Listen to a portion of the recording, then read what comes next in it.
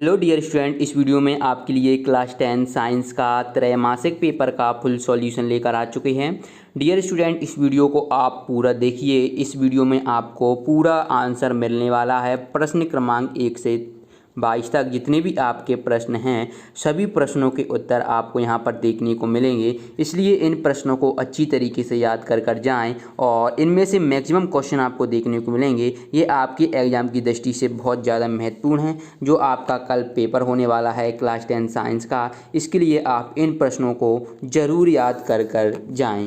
पहला है, आयरन जब कॉपर सल्फेट से रिएक्शन करता है तो आयरन सल्फेट प्लस कॉपर बनता है। तो उपरोक्त अपक्रिया किसका उदाहरण है? ऑप्शन दिया हुआ है द्विविस्थापन अपक्रिया, रेडॉक्स अपक्रिया, विस्थापन अपक्रिया, तीव्र अपक्रिया। स्टूडेंट, ये आपकी विस्थापन अपक्रिया है। 100% ये आपको एग्जाम में देखने को मिल जाएगा, इसलिए आप इसको अच्छी तरीके से याद कर जाएं।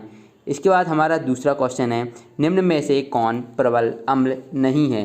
तो प्रबल अम्ल हाइड्रोक्लोरिक अम्ल होता है, नाइट्रिक अम्ल भी प्रबल अम्ल है, सल्फ्यूरिक अम्ल को तो अम्लों का राजा कहा जाता है, तो ये भी बहुत ज़्यादा प्रबल अम्ल है। तो नहीं है, तो ऑप्शन बा करेक्ट रहेगा। ये आप अच्छी तरीके से पढ़ कर जाएँ। इसके बाद देखिए, वृक्क की छनन इकाई कहलाती है।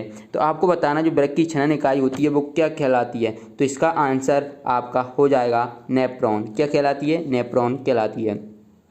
चौथा देखते हैं, चौथा दिया हुआ है यहाँ पर, हाइड्रा में प्रजनन किस विधि द्वारा होता है? तो जो हाइड्रा में प्रजनन होता है वो विखंडन विधि द्वारा होता है। ओके स्टूडेंट, ये वेरी मोस्ट इम्पोर्टेंट हैं, इनको पढ़कर जाना। ओके, पांचवा देखते हैं, तारों के टिमटिमाने का कारण है। ऑप्शन आ प्रकीर्णन, ऑप्शन बा प्रतिकरण, ऑप्शन सा अपवर्तन और ऑप्शन दा पूर्ण आंतरिक परावर्तन। तो तारों के टिमटिमाने का कारण होता है अपवर्तन। ये आपका करेक्ट हो जाएगा। इसके बाद देखिए प्रश्न क्रमांक 2, ये आपको इनमें से मैक्सिमम क्वेश्चन देखने को मिल जाएंगे। जो आपके 32 ऑब्जेक्ट आते हैं, इनमें से 80 से 90% आपके यहाँ से पूछे जाएंगे। इसलिए स्टूडेंट इनको अच्छी तरीके से पढ़कर जरूर जाएँ। ओके स्टूडेंट, चलिए, दिया है गोली दर्पण की फोकस दूरी उसकी वक्रता त्रिज्या की होती है। तो जो गोली दर्पण की फोकस दूरी होती है ना, एफ, वो वक्रता त्रिज्या की कितनी होती है? तो ये आधी होती है, यानी R/2। या फिर आप इसको ऐसे लिख सकते हैं, R = 2F, है ना। तो इसका इसमें इंटू कर देंगे तो इधर ये 2F हो जाएगा, ठीक है। या आप ऐसे भी लिख सकते हैं, वक्रता त्रिज्या की आधी होती है। इसके बाद दूसरा है, पौधों में खाद्य पदार्थों का स्थानांतरण ऊतकों द्वारा होता है। तो आप किन ऊतकों द्वारा होता है पौधों में खाद्य पदार्थों का स्थानांतरण? तो ये फ्लोएम ऊतक द्वारा होता है। स्टूडेंट, ये आपका इंपॉर्टेंट है। और जल का स्थानांतरण जाइलम, ये भी आपका पूछा ही जाता है 100%, है ना। तो इसको भी अच्छी तरीके से पढ़कर जाएं।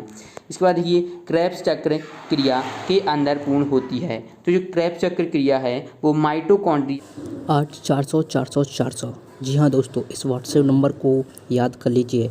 यहाँ पर आपके मैथ्स, फिजिक्स, केमिस्ट्री, बायोलॉजी सभी क्वेश्चनों के डाउट सॉल्यूशन होंगे अब अपने व्हाट्सएप पर ही।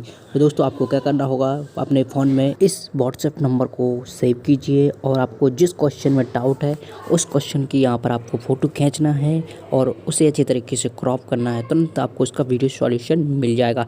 फिर आप चाहे 6 से 12 तक हो, IIT JEE मेंस एडवांस के हो, या फिर CBSE, आप UP या फिर किसी अन्य बोर्ड का हो, तुरंत पाइए अपने व्हाट्सएप पर सभी क्वेश्चनों के डाउट सॉल्यूशन। तो लिंक डिस्क्रिप्शन में दी गई है, जाइए डाउनलोड कीजिए।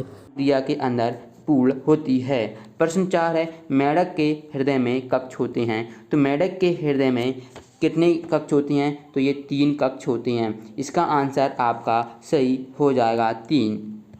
इसके बाद देखिए, लोहे में जंग लगना क्रिया का उदाहरण है। तो जो लोहे में जब जंग लगती है तो ये किस क्रिया के इसमें क्या क्रिया होती है? तो ये संचारण का उदाहरण है, संचारण क्रिया का उदाहरण है। आपसे लोहे का सूत्र जंग का सूत्र पूछ सकता है। तो क्या होता है? Fe2O3 × XH2O।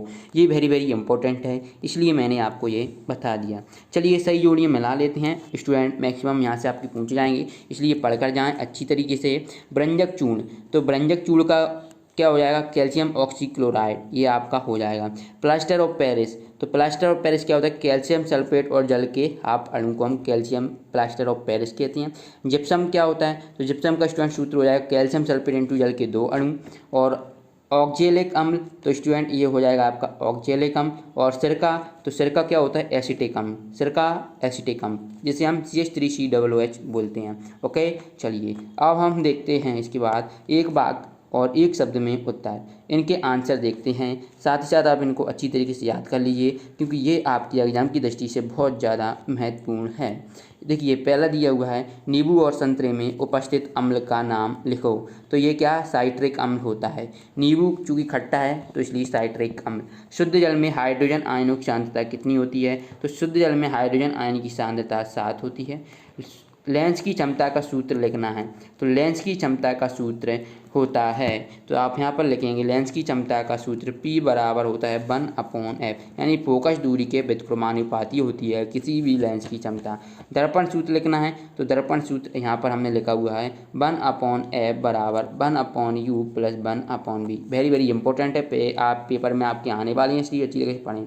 इसके बाद ये लेंस का है, पर इसके बाद आपसे पूछा जाएगा ये आपका दर्पण है। अब लेंस का पूछ सकता है आपसे, तो क्या लिखेंगे आप, माइनस कर दीजिएगा 1/v - 1/u, है ना। तो ये आपका लेंस सूत्र हो जाएगा। दोनों ही इंपॉर्टेंट हैं ये, ठीक है। तो स्टूडेंट आपको यहाँ पर लेंस की क्षमता का सूत्र पूछा है, तो इसका थोड़े मैं आपको यहाँ पर क्लियर कर देता हूँ क्योंकि ये गलती से दर्पण सूत्र लग गया है, ठीक है। ये आपका क्या दर्पण सूत्र है, ठीक है। तो लेंस सूत्र आप यहाँ पर 1/v - 1/u होता है 1/f बराबर, ठीक है। दोनों ही इंपॉर्टेंट है, ये आपका दर्पण सूत्र है ये वाला, और ये आपका लेंस सूत्र है, ठीक है। ये आपको एग्जाम में वैसे 2 नंबर में क्वेश्चन भी पूछा जाता है, इसलिए आप बुक में भी एक बार जरूर चेक कर लें। इसके बाद चलिए ये देखिए, प्लेन एरिया में प्रजनन की विधि का नाम लिखिए, है ना। तो आप इसमें विधि का नाम बताना है, तो ये क्या हो जाएगी, अलैंगिक प्रजनन। चलिए ये वेरी वेरी इंपॉर्टेंट है। तीव्र अपक्रिया का एक समीकरण लिखिए। चलिए इसके बाद हम और क्वेश्चन अगर आप देखना चाहते हैं तो पार्ट 2 आप कमेंट करें, उसका आपको पूरा का पूरा पेपर का सॉल्यूशन मिल जाएगा। ओके स्टूडेंट, मिलते हैं नेक्स्ट वीडियो में, धन्यवाद।